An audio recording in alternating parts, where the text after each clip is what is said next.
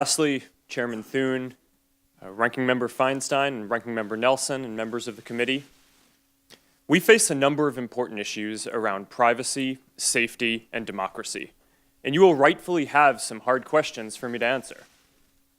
Before I talk about the steps we're taking to address them, I want to talk about how we got here. Facebook is an idealistic and optimistic company. For most of our existence, we focused on all of the good that connecting people can do. And as Facebook has grown, people everywhere have gotten a powerful new tool for staying connected to the people they love, for making their voices heard, and for building communities and businesses. Just recently, we've seen the Me Too movement and the March for Our Lives organized, at least in part, on Facebook. After Hurricane Harvey, people came together to raise more than $20 million for relief. And more than 70 million small businesses use Facebook to create jobs and grow. But it's clear now that we didn't do enough to prevent these tools from being used for harm as well. And that goes for fake news, for foreign interference in elections, and hate speech, as well as developers and data privacy. We didn't take a broad enough view of our responsibility, and that was a big mistake. And it was my mistake, and I'm sorry. I started Facebook, I run it, and I'm responsible for what happens here. So now, we have to go through all of our relationship with people and make sure that we're taking a broad enough view of our responsibility. It's not enough to just connect people. We have to make sure that those connections are positive. It's not enough to just give people a voice. We need to make sure that people aren't using it to harm other people or to spread misinformation. And it's not enough to just give people control over their information. We need to make sure that the developers they share it with protect their information too. Across the board, we have a responsibility to not just build tools, but to make sure that they're used for good.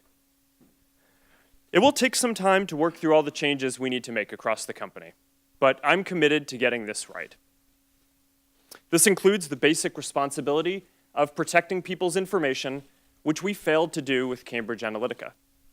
So here are a few things that we are doing to address this and to prevent it from happening again.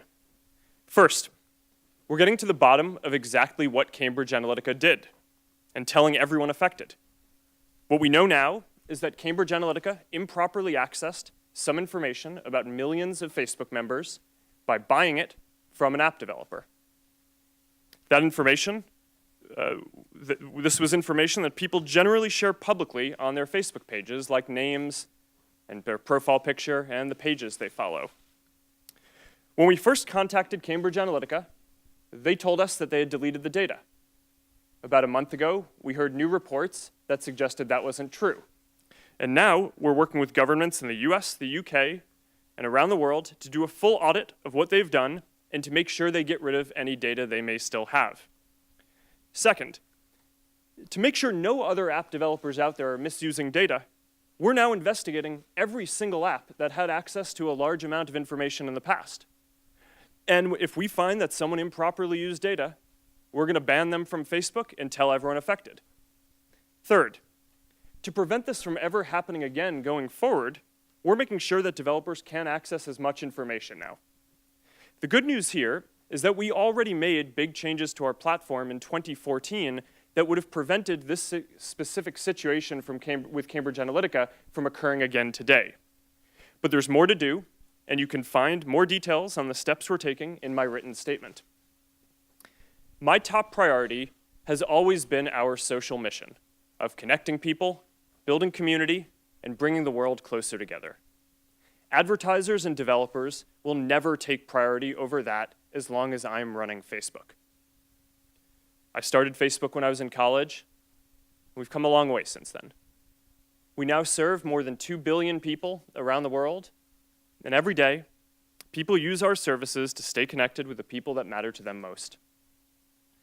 I believe deeply in what we're doing, and I know that when we address these challenges, we'll look back and view helping people connect and giving more people a voice as a positive force in the world.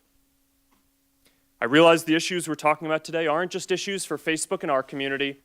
They're issues and challenges for all of us as Americans. Thank you for having me here today, and I'm ready to take your questions.